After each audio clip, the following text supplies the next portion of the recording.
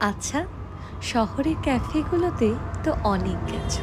এমন যদি একটা ক্যাফেতে যাও, যেখান থেকে ভিউটা হবে ঠিক এরকম, তাহলে কেমন হয়? হ্যাঁ, শিমলিপাল ফরেস্টের ভেতরেই আছে এরকম একটা ক্যাফে। ঠিক লোলুং অরণ্য নিবাস থেকে ২ থেকে ৩ কিলোমিটার আগে।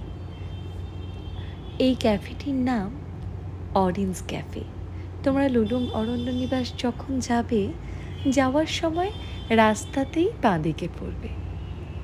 সেই ক্যাফের পাশেই বয়ে চলেছে একটি সুন্দর ছোট্ট নদী। সেই নদীর পাশেই এখন আমি হেঁটে যাচ্ছি। তোমাদের দেখাবো নদীটা ঠিক কতটা সুন্দর। দেখো, সামনেটা ভীষণ সুন্দর, তাই না? এরকম একটা নদীর পাশে বসে সময় কাটাতে কারই না ভালো লাগে।